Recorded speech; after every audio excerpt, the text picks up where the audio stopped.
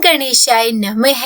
आप सभी का आपके अपने YouTube चैनल की कथा टीवी पर मैं मीनू शर्मा स्वागत करती हूँ। देखिए, पौष माह के कृष्ण पक्ष की चतुर्थी तिथि को अखुरत संकष्टी चतुर्थी कहा जाता है। तो आज की इस वीडियो में आप रसपान करेंगे अखुरत संकुष्टी चतुर्थी व्रत कथा का, जिसमें भगवान गणेश माँ पार्वती को राक्षस राज रावण की कथा सुनाएंगे। देखिए, इस बार यह पौष माह के कृष्ण पक्ष की चतुर्थी तिथि प्रारंभ होगी 7 दिसंबर रविवार को शाम 6:24 पर और समाप्त होगी अगले दिन 8 दिसंबर सोमवार को शाम 4:03 पर। अब देखिए, क्योंकि हमारे शास्त्रों के अनुसार संकुष्टी चतुर्थी का व्रत चतुर्थी तिथि के चंद्रमा को अर्घ्य देने से पूर्ण होता है और 7 दिसंबर का चंद्रोदय चतुर्थी तिथि में हो रहा है, इसीलिए यह व्रत यानी कि अखुरत संकुष्टी चतुर्थी का व्रत 7 दिसंबर रविवार को किया जाएगा। और अगर अब मैं आपको चंद्रोदय समय के बारे में बताऊं तो इस दिन चंद्रोदय का समय रहेगा शाम 7:55। और चलिए अब सुनाते हैं आपको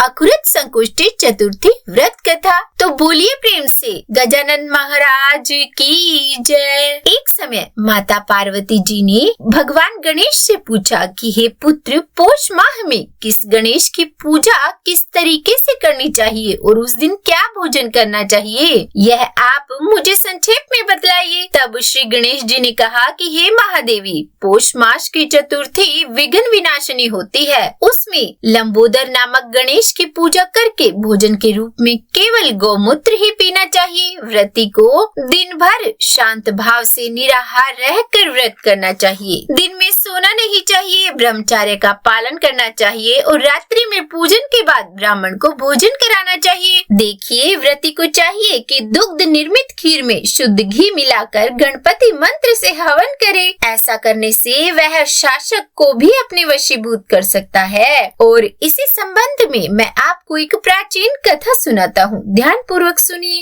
एक बार रावण ने सभी देवताओं को जीतकर मदांध को संध्या कर रहे बाली को पीछे से जाकर पकड़ लिया। बलशाली बाली रावण को अपनी काख में दबाए हुए आकाश मार्ग द्वारा किष्किंधापुरी में आया और उस बंदी रावण को अपने पुत्र अंगद के लिए खिलौने के रूप में दे दिया। रावण के गले में रस्सी बांधकर अंगद ने उसे नगर में घुमाना शुरू कर दिया। विश्व विजयी रावण की ऐसी हालत देखकर सभी नगरवासियों ने अट्टहास किया। जनता कहने लगी कि अरे देखो तो सही, यह विश्व विजेता रावण आज राजकुमार द्वारा सड़कों पर घुमाया जा रहा है। पूर्ववासियों की बात से रावण बहुत ही लज्जित होकर सांसें लेने लगा। उसका दर्प, उसका घमंड चूर हो गया। उसने अपने नाना पुलत्स्य मुनि का स्मरण किया। अपने नाती की दीन पुकार से मुनि को आश्चर्य हुआ कि उसके नाती की ऐसी दशा क्यों कर हुई। अत्यंत गर्व करने से देव, दानव, मनुष्य आदि सभी का पतन अवश्यंभावी होता है। रावण के समीप आकर मुनि ने पूछा कि तुमने मुझे क्यों याद किया।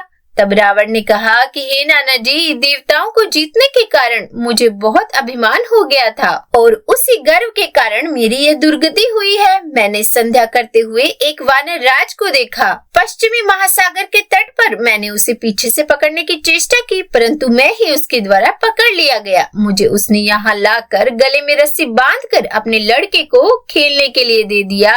मेरी इस दुर्गति को देखकर नगरवासी मेरी हंसी उड़ाते हैं। हे देव, हे नाना जी, मैं इसी चिंता में व्याकुल रहता हूँ। रस्सी में बंधे रहने के कारण मैं अशक्त हो गया हूँ। हे नाथ, अब मैं क्या करूँ? मेरे जैसा आपके वंश में कोई दूसरा कुल कलंकी नहीं है। अब आप ही मेरी रक्षा कर सकते हैं। तब पुलत्स्य जी ने कहा कि हे रावण, डरने की कोई बात नहीं है, मैं तुम्हें बंधन मुक्त करा दूंगा। यह बाली देवराज इंद्र के वीर्य से उत्पन्न है और पराक्रम में तुमसे बढ़कर है। इसकी मृत्यु महाराज दशरथ के पुत्र श्री राम के हाथों ही होगी। हे राक्षस राज, यदि तुम बाली के बंधन से छूटना चाहते हो तो मेरी बात मानकर संकट नाशक गणेश जी का व्रत करो। प्राचीन काल में व्रतासुर की हत्या के प्रायश्चित स्वरूप इंद्र ने इस व्रत को किया था, अतः तुम भी इस संकट कीटनाशक व्रत को करो, बहुत शीघ्र ही तुम्हारा कलेश दूर होगा। और इस प्रकार आदेश देकर ब्रह्म ऋषि वन में चले गए और इधर रावण ने व्रत का अनुष्ठान किया। हे देवी, इस व्रत के प्रभाव से रावण तत्काल ही बंधन रहित हो गया और सुख पूर्वक अपना राज्य करने लगा। भगवान कृष्ण कहते हैं कि हे युधिष्ठिर, आप भी इस व्रत को कीजिए। इस व्रत के प्रभाव से समर में समस्त शत्रुओं का संहार करके आप अपने उत्तम राज्य को प्राप्त कर सकेंगे। और फिर भगवान श्री कृष्ण जी की बातों को सुनकर युधिष्ठिर जी ने विधि पूर्वक पोष माह के कृष्ण पक्ष की चतुर्थी तिथि पर आने वाला यह व्रत किया और इस व्रत के प्रभाव से उन्होंने अपने राज्य को पुनः प्राप्त किया। तो बोलिए गणेश भगवान की जय। हे गणेश भगवान, आज की यह कथा सुनने, सुनाने या हुकारा भरने में हमसे कोई गलती हो गई हो तो हमें क्षमा करना। कथा अधूरी हो तो पूरी करना, पूरी हो तो मान करना। तो उम्मीद करती हूँ आज की इस वीडियो में दी हुई आपको जानकारी और कथा अच्छी लगी होगी। अगर पसंद आई हो वीडियो तो लाइक एंड शेयर कीजिएगा और चैनल पर नए हैं, सब्सक्राइब नहीं किया है तो सब्सक्राइब भी कर ही दीजिएगा।